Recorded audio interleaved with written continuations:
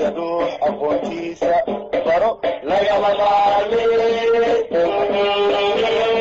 هم غاني تاريخ دا معلي هي هم غاني تاريخ دا معلي هي الرحمن الرحيم وبه نستعين على أمور الدنيا والدين أما بعد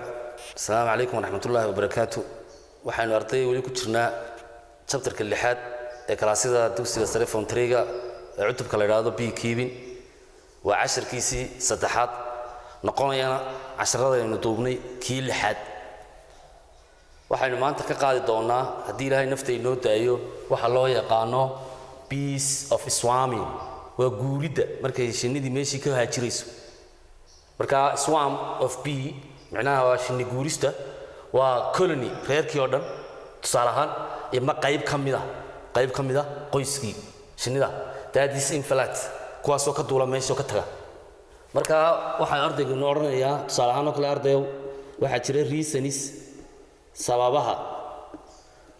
cause egada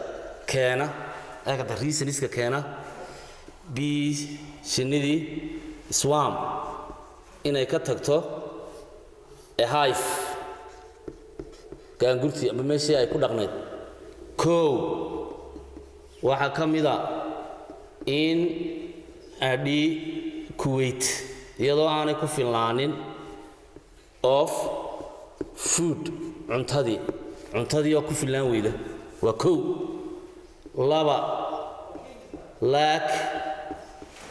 of adi Kuwait iyadoo ay yaraato waxa loo yaqaano maxay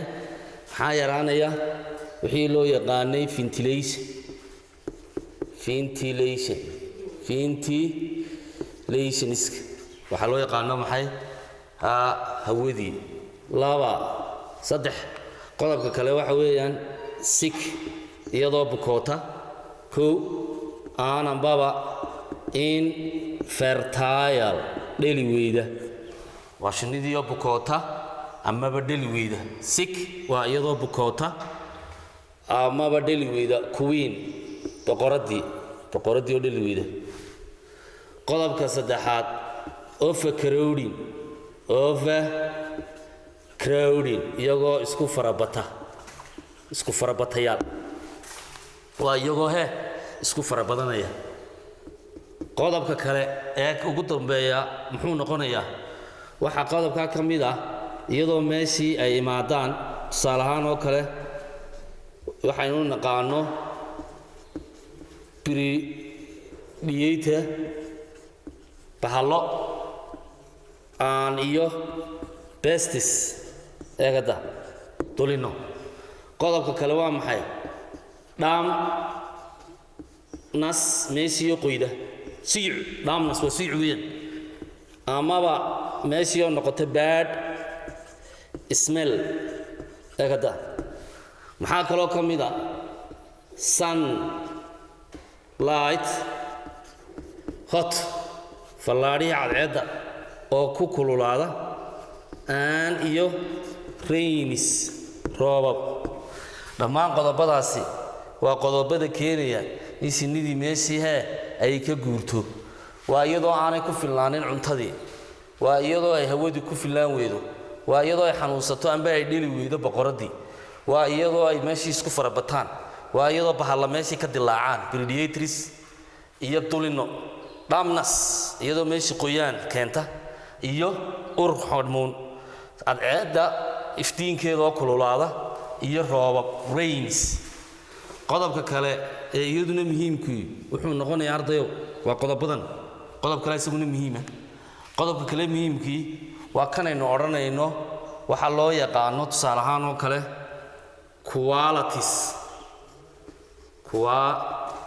qualities tayada of honey uu malabka yeelanayo tayadu leeyahay marka tayadiisi maxaa lagu garanayaa malabkii waa inaad tiraahdaa tayadiisi waxa lagu garanayaa waa purity waa saafi waa inuu saafi noqdaa laba waa purity waa inuu saafi noqdaa laba color midabkii eegata saddex maxaa ka mid a fees haddaba u fiirso fees curiosity isjiidashada qaabkii isku jiidanaya maxaa kaloo ka mid a smell urta afartaas waa afarta lagu garanayo tayadu yeelanaya malabkii qualities tayooyinka lagu garto malabka waxaa ka mid a purity inuu saafi yahay purity maxaa loo jeedaa inaanu ku jirin waxyaabo qashina saafi qoloftii lugihii shinnida gorbeedii kalarka ugu caansan ee la doonayo in malabkii lagu gartaa waa brown yellow waa inuu isugu jiraa midabka huruud kafeega ah viscosity waa caynkii waa inaanu noqonin tusaale ahaan not dilute dilute waa maxay barax ambaba waa inaanu noqonin stick mid adag fadhiya like grease kana maxaa la doonayaa right smell right smell marka waa qodobada lagu garanayo malabkii inuu saafi yahay waa qodobada lagu garanayo weeyaan marka maxaynu nidhi bal hadda eeg shinnidii inay meeshii ka guurto waa colony reerkii amba qayb ka mid oo meeshii ka guura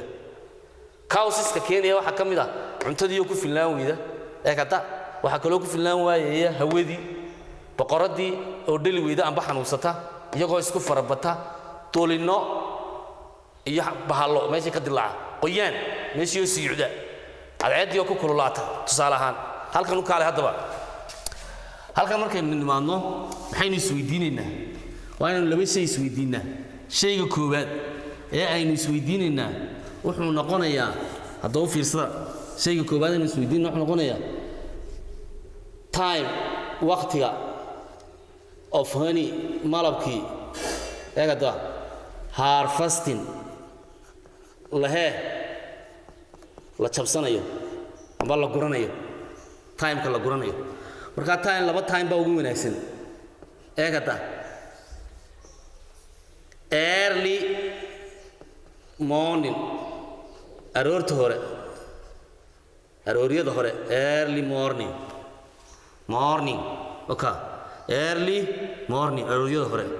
iyo late evening marka cadceedu sii liiqa sii dhigayso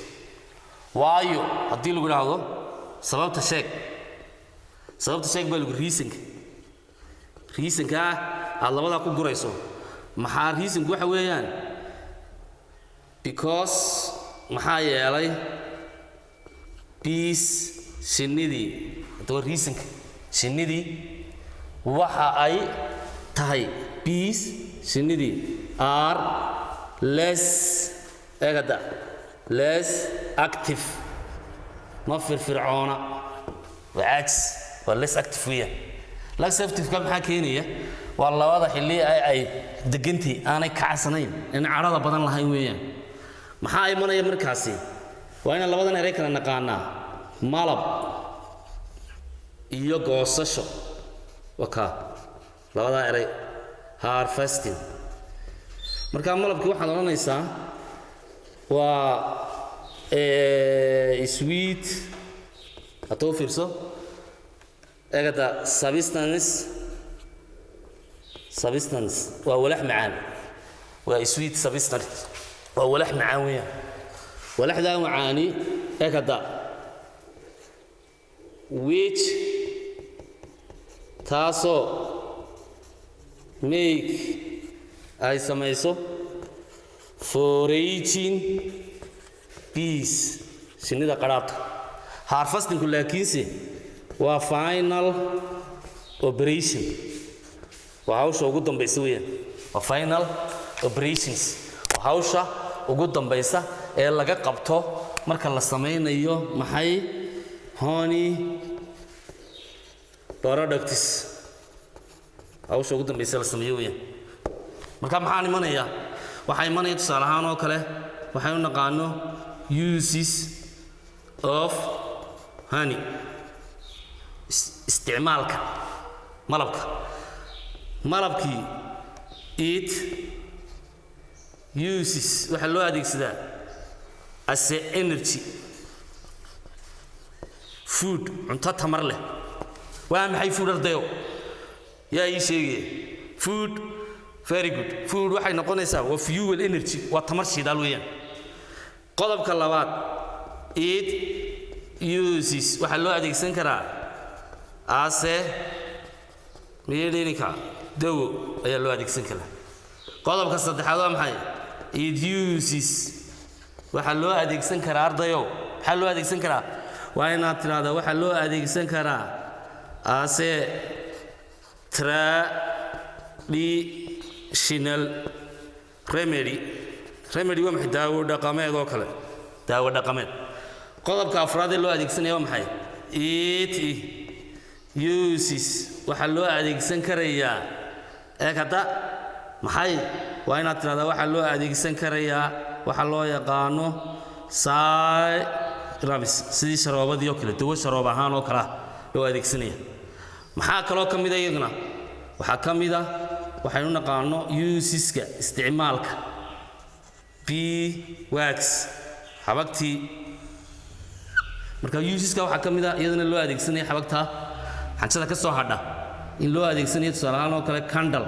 shamacan la shito shamacyada la shito laba waxaa loo adeegsan karaa ardayo creamada la ismariyo labeenta leh waxaa kaloo loo adeegsan karaa polish waxaynu naqaano maxay polish waxyaabaan kabaa loo adeegsado waxaa kale aynu adeegsan karnaa oo loo sameeyaa cover